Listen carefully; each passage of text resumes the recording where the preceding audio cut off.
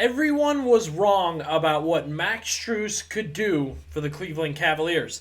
That has never been more clear than it was last night against the Indiana Pacers as the Cavaliers win 126 to 104. Strus with 20 points, 7 assists, and 7 rebounds. Hey everybody, Billy BB back with you on Cavs Digest, talking more about a giant win for the Cavaliers. Headlines: Donovan Mitchell, the injured guys returning, the physicality of that game last night, which this channel will get more and more into. I want to talk about Max Strus. If you watch this channel and you disagree with me or you don't like what I have to say about Max Strus or the Cavs, you're going to get a great episode because you're about to get I Was Wrong episode. I think a lot of people thought a certain thing about Max Strus, and I think they were wrong.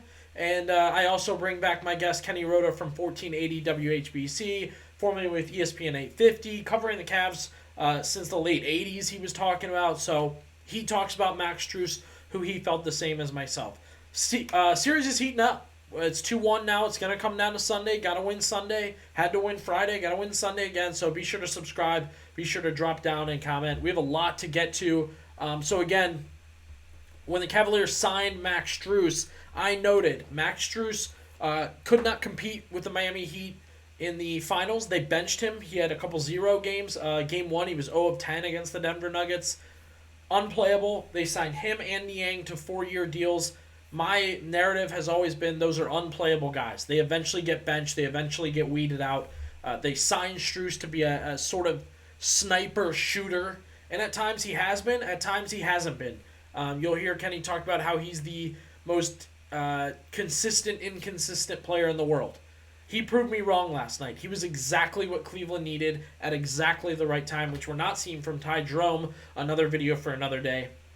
But I want to jump into the discussion between myself and Kenny about Max Strus after his, again, 20 points, 7 assists, 7 rebounds last night in the win against Indiana. For me personally, and I know you're on this wave too, because anybody who saw you jump on this channel before the season, you and I, we left Max Strus with a bit of a challenge or just our thoughts on Max Strus headed into the season. He had another terrific game. I thought he made the closeout plays in game 2 with that three-pointer and that dunk to get it done for them. Unfortunately, they blew it. In this game, Strus was amazing. I mean, really, really good. 20 points, 7 rebounds, 7 assists, 8 of 12 shooting, 4 of 8 from 3. And if that wasn't enough to tell you he was good, Kenny, all his teammates, the coach, Kenny Atkinson, saying in timeouts, he's bringing guys along. He's calling guys out. He's running the defense. He's saying this. He's doing that. And then you have Rick Carlisle saying Strus is making it hard to get Tyrese Halliburton the ball. He's playing tough defense on both ends. Were you surprised by Strus? His development really, I would say this series, right? He's been very good this series, the past 2 games specifically. And I guess as of right now, I'm landing on I was wrong about him and what he can give to this team. I want to be wrong about Max Strus, Billy. I really do. But as I've labeled him, I need him to shed this label for me, right? The most consistent, inconsistent player in the NBA, right? It's all or nothing. It's good Strus versus bad Strus, right? And the last 2 games, we've got great Strus. 23 points in game 2. That's a career playoff high. However, Billy, if you go late in that game, what happened? He inbounds the ball, turnover. He misses a dipsy-do layup underneath late in the game. So those stick out in my head in a loss as opposed to him draining that triple to give him his career high. So again, that was a microcosm of Max Strus within about a 4-minute window, right? But he followed that game up with a solid game in game 3, a game the Cavaliers had to have, as he went 27-7. And for me, I don't know yet if he's shedded that label that I put on him at the beginning of the season. I want him to. I hope he does. But, when we were preparing to do this morning, I went back and I wanted to refresh my memory of Max Strus in the 2023 NBA Finals against the Denver Nuggets. Game 1, 0 points on 0 of 10 shooting. Game 2, 14 points on 4 of 10 shooting.